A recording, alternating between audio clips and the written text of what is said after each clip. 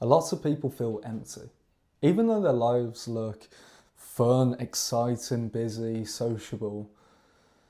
And the response to this emptiness is often more distraction, more noise going on, more pleasure, more nights out. And you know what? It works for a moment, but only a moment. After that moment passes, we wake up. And what's left? It's still that same feeling of emptiness. I can talk from my own experience here. I've been on really fun nights out. I've had a great laugh at times. Can I say it's always worth it? 90% of the time it's not. Because, I don't know about you, but I can tell you this. When I was younger, I was living a lot for the weekend. And Monday comes around and I have that same emptiness feeling. The next day, say you have a crazy night on Saturday, you're sleep deprived. You've chased pleasure so much that then you start feeling like, is this what my life is every weekend? And it sort of brings this wave of, I wouldn't say as deep as depression, but sort of like you're getting in a depressed state. You're more moody, you're contemplating the decisions of your whole life. What am I doing? Why do I keep doing this? Not quite the feeling, I think, that fulfills us, right? If you've ever wondered why pleasure never seems to last, this video is for you. Why do you and I chase pleasure? Now, we don't do it because we're weak or failures. We do it because we want to feel alive. And often it's not about fun. It's more about escape. We all know that loop that goes round and round. When we're living Monday to Friday and doing whatever we do for work, if that work doesn't quite fulfill us and make us feel alive, and I know about me, then it gets to that Friday night or Saturday and we're seeking external pleasures to try and fill that void. Here's what's happening. Pleasure spikes dopamine, then drops it lower than when it started. That's why we can never get enough pleasure. This isn't failure, this is biology happening. Think about it in your day-to-day life. When you seek pleasure, can we ever have enough? Now, I don't know about you, but the answer for me is not. If I continually seek pleasure, I'm never fulfilled. I never have been. I always will want more. And this is what we're chasing. But you get to a point in your life where you think, is this it? Is this a thing? Because I'm chasing these pleasures and doing different things and it feels maybe good at the time, but the next day or the next few hours, I get this drop off and surely this can't be all life has to offer.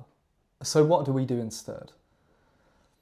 Like myself, most people make this mistake.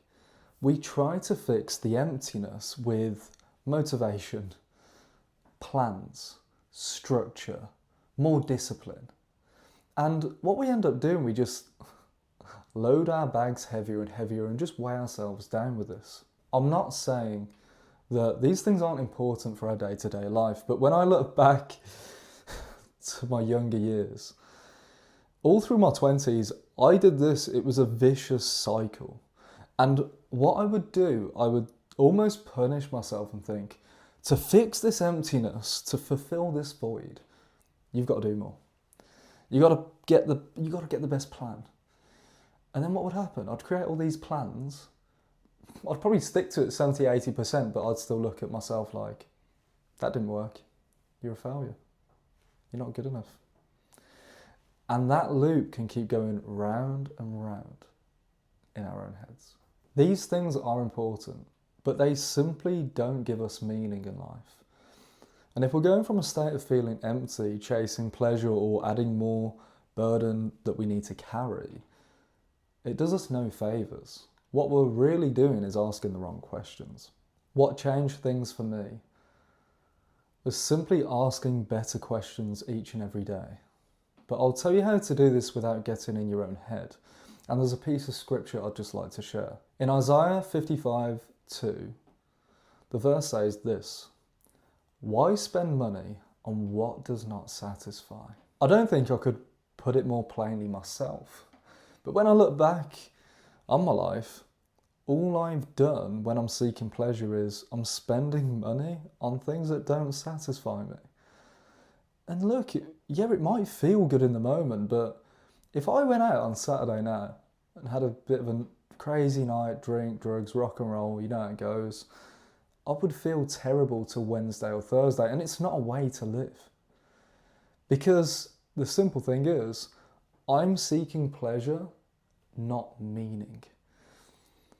So what are the questions we need to ask? Well, if pleasure doesn't satisfy you, maybe ask the question, what does?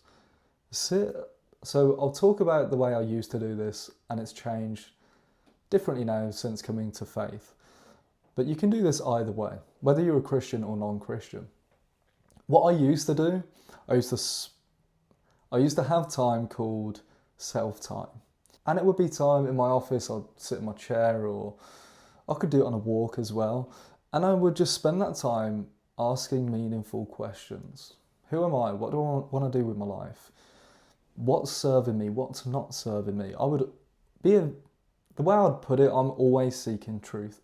And there's a way to do this so you don't get stuck in your own head, because that's a bit of a trap.